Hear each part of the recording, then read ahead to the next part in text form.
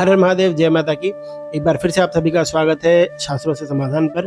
और आज हमसे एक सवाल पूछा है निशा भारद्वाज जी ने छत्तीसगढ़ से। वे जानना चाहती हैं कि क्या सत्यवान सावित्री की जो कथा या वट सावित्री की कथा है वह एक लोक कथा है या किसी पुराण में भी उसका वर्णन है।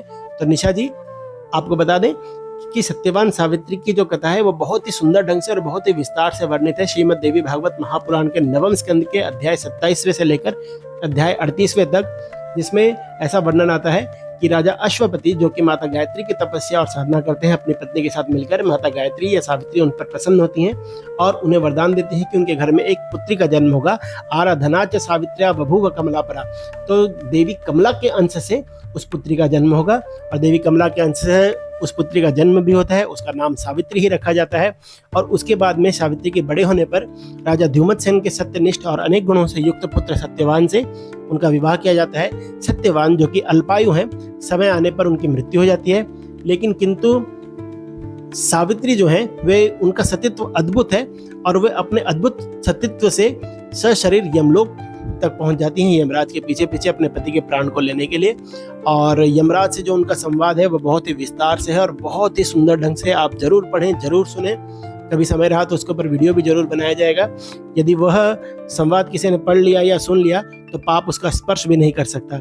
वे उन्हें मूल प्रकृति के बारे में बताते हैं, वे उन्हें प्रलय के बारे में बताते हैं, पाप पुण्य स्वर्ग नर्क इत्यादि सभी प्रकार के प्रश्न करने के बाद में यमराज उनकी बुद्धि से अत्यंत प्रसन्न होते हैं और उन्हें वरदान मांगने के लिए कहते हैं।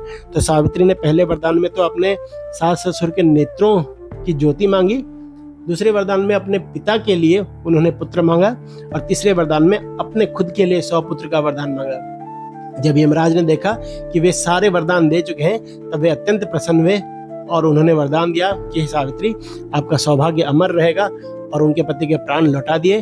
और साथ ही साथ सावित्री को यह वरदान भी दिया कि आज के दिन, यानी कि ज्येष्ठ मास की इस अमावस्या के दिन, जो भी वट वृक्ष के नीचे आपकी पूजा करेगा उसका सौभाग्य अमर रहेगा। जो भी स्त्री वट वृक्ष के पत्तों को गहनों के रूप में पहनेगी और आपकी यह कथा सुनेगी और आपका पूजन करेगी वट वृक्ष में, उसका सौभाग्य अमर रहेगा। उन्हें, उस दंपति को यम का भय कभी नहीं रहेगा, उसका सतीत्व अखंड और अमर रहेगा। साथ ही साथ यमराज के साथ साथ देवी सावित्री, माता पार्वती और माता लक्ष्मी की भी उस पर कृपा रहेगी। तो यह है सत्यवान सावित्री की कथा श्रीमद् देवी भागवत के नवम स्कंद में। आप इसे पढ़ सकते हैं और हम भी इसके ऊपर वीडियो बनाने का, पूर्ण कथा का वीडियो बनाने का प्रयास जरूर करेंगे। तब तक के लिए जय माता की, हर हर महादेव।